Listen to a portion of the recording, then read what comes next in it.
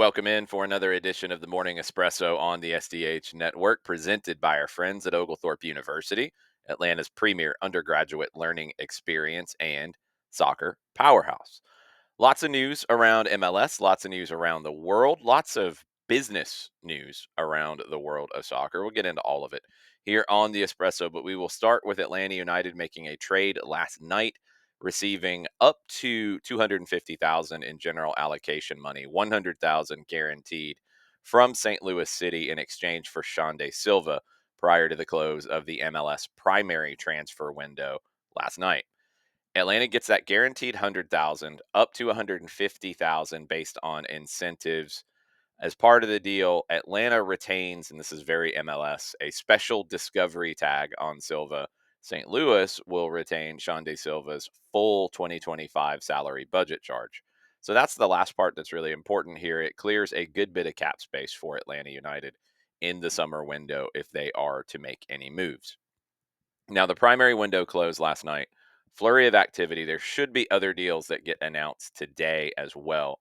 Deals had to be signed off on by last night. They didn't have to be announced by last night. RSL, they have acquired Willy Agada, 25 years old from Sporting Kansas City, up to $850,000 in GAM. Austin, they've brought in Robert Taylor from Inter Miami, up to $750,000 in GAM. San Jose, they acquired Noel Buck, the 20-year-old England youth international from New England Revolution, up to $650,000 in a cash for player trade and a sell on percentage. He'll take a U22 initiative slot. Houston, they have acquired English forward Toyosi Olusanya, 27 years old. It's a transfer from Scottish Premiership side St. Mirren. LAFC, they went down to Mexico to bring back to MLS Frankie Amaya, only 24 years old. He is on loan from Toluca. So the summer window opens on July 24th, closes August 21st, 1 week later than it has been in previous years. So still a gap between when the European windows close and the MLS window, but it's not as far of a gap. Maybe that helps MLS in the transfer market this summer.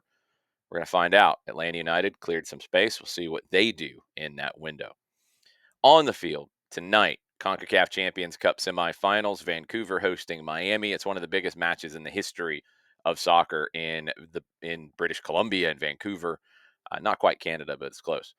The Whitecaps are the Supporters Shield leading team right now. They advanced to this stage of the CONCACAF tournament.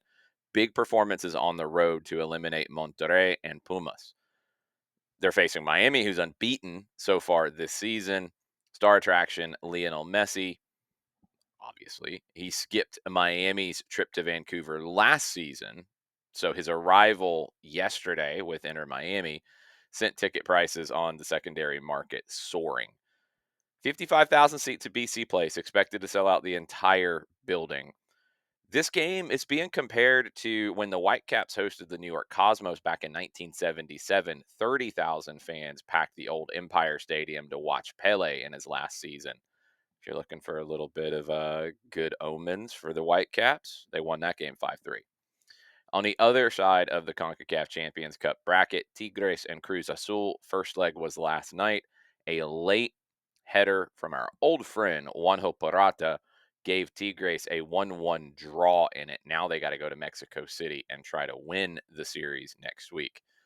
Monterrey Bay in the USL Championship, they dropped out of the top spot in the Western Conference. They suffered a 1-0 loss at New Mexico United. It was a goal by on loan Montreal midfielder and Ola High School graduate Usman Jabang. Milan, they ruined Inter's bid for a treble. They advanced to the Coppa Italia final, 3-0 win on Wednesday, 2 goals from Luka Jovic. Third win for Milan over Inter this season. They beat them in the Super Cup final in January. Real Madrid, they keep pace with Barcelona. They're 4 points back at the top of La Liga, a 1-0 win at Getafe. Arda Güler scored the goal in the first half.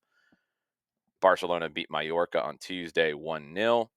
Madrid coach Carlo Ancelotti, he rotated the squad because Madrid and Barcelona play on Saturday in the Copa del Rey final in Sevilla. Bad luck for Real Madrid, though, and they've had a ton of injuries this season. Eduardo Camavinga, he had to be replaced in the final minutes of the match. He had come on as a sub for David Alaba, who might miss the game on the weekend as well. Camavinga is going to miss the rest of the season. Medical tests revealed a complete tear in his left adductor tendon, out for around 3 months of time. Edinson Cavani, he's going to miss the Argentine Super Clasico for Boca Juniors against River Plate, calf injury. The game's on Sunday at 2:30 p.m. It can be seen on the Fanatis app, and you can sign up for Fanatis if you don't have the account already, and you can support the SDH Network. Go to fntz.co/soccer down here and sign up. You get the Argentine League, you get the Paraguayan League, you get BN Sport. It's a great service. I'm a big fan of it. I've been a subscriber for, I think, almost a decade at this point. Absolutely great with Fanatis. If you need to get your South American fix, go to Fanatis. Reading, they have agreed with terms with a buyer over the sale of the club.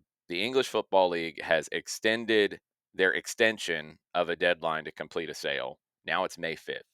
It's the second time they've given the extension. First one ran until April 22nd. They've now been given another 13 days. They re entered talks with a buyer in early April, said they were in advanced dialogue with. They've confirmed further progress, including the stadium, including the training facility. They've been agreed to. The identity of the buyer has to be confidential at this stage, which is a little worrisome, but we'll see. The club said both parties will now work to complete the necessary steps to complete the takeover. The buying party will be supporting the club's immediate financial obligations until the transaction is complete. Day-to-day running of the club unaffected. They're in seventh place in League One right now, level on points with Leyton Orient, who sit in the final playoff spot above them. Everton, they have announced a new investor, American billionaire Christopher Seraphim. He's joining the ownership group. He's 62 years old. He's a fund manager, also a minority shareholder of the Houston Texans in the NFL. He's joined the Everton ownership group, Roundhouse Capital, and will be given a position, an observer position on the club's board. Still going to be under the day-to-day control of the Friedkin Group, who bought the club last December. Rangers, they have confirmed for the first time something we've talked about on the Morning Espresso before, negotiations with American investors, including the San Francisco 49ers, about a possible takeover of the club. Productive conversations are ongoing, according to Rangers. There's a joint statement as well with the 49ers, and potential investors are looking for a controlling stake. That's an important element to it. There's not really a timeline on getting this deal done. Previous sources said that it was expected to be completed between April and June, or in that window, so we'll see. Charlie Stilitano, who you might listen to every day or most every day on SiriusXM FC, he is going to become the president of the board of directors of Spezia in the second division in Italy. Club was acquired by Thomas Roberts, a U.S. businessman, on Wednesday. They're in third place with 5 games to play in the second division. Top 2 teams are promoted automatically. Right now, Spezia would go into a playoff that's between the third, fourth, fifth, sixth, seventh, and eighth place teams, and they would try to get through that playoff to secure the final spot going back up into Serie A. They were relegated in 2023 after 3 seasons in the top flight. Last 2 ownership groups from Spezia have been from overseas. Robert Platek, a partner at MSD Capital in the U.S., he bought the club in 2021, sold it to Paul Francis's F32 Holdings 2 months ago, and now they've been sold again. That's kind of strange, but Stilitano has been involved in the board under the previous ownership and brought Thomas Roberts to the table. They have a long-standing personal connection. So that 2 months ago sale worries me a little bit, but we'll see. Spezia has generally been pretty stable. This is a club that is in a good stadium. They have a good situation with their training ground. They are trying to, according to Stilitano, kind of emulate what Atalanta has done in terms of growth and being a stable, every year kind of Serie A club. That's what they're trying to get to. We'll see. 8 teams in Serie A owned by Americans. 1 owned by Canadian. Joey Saputo owns Bologna, but Milan, Inter, Atalanta, Fiorentina, Parma, Roma, Venezia, and Verona, all owned by Americans. And now Spezia maybe gets back into that group in Serie A. Leeds United, they're back in the Premier League next year, and they have announced plans to expand Elland Road, their historic stadium, and not just a little expansion. They want to get the capacity from 36,000 to 56,000. We'll see. Council approval for the project is secure. So sounds like maybe it's going to start moving forward. Aston Villa, they're trying to add some seats to Villa Park as well. They want to take capacity to over 50,000.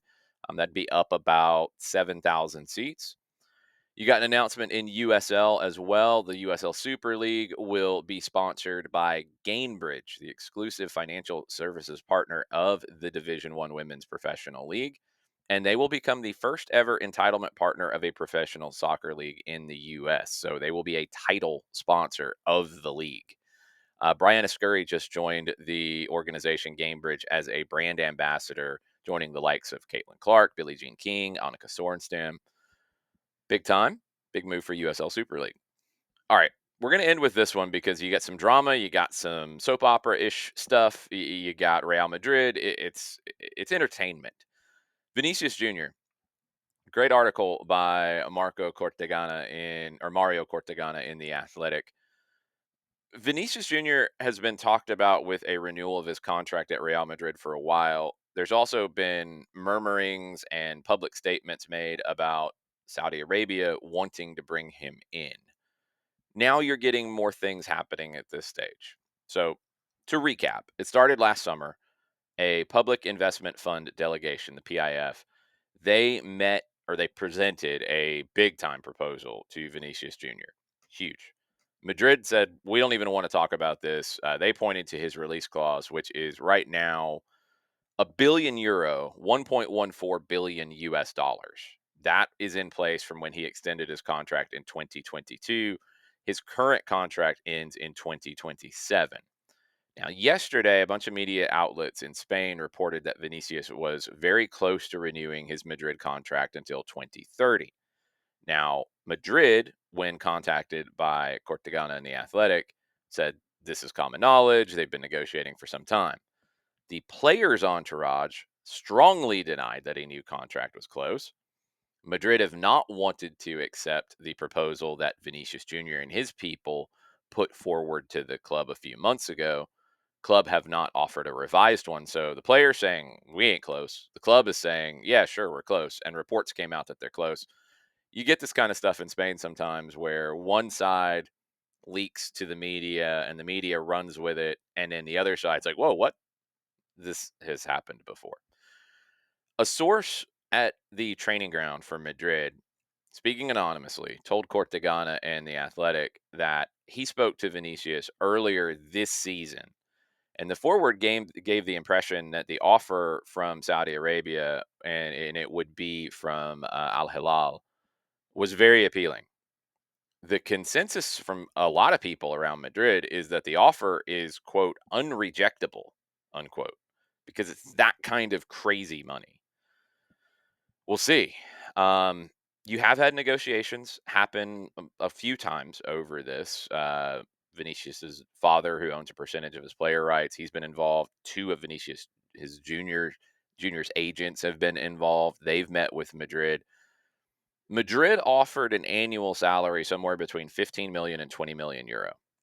He's making right now around 17 million with bonuses included. The base salary that they're offering to Vinicius is really similar to what Mbappe has made.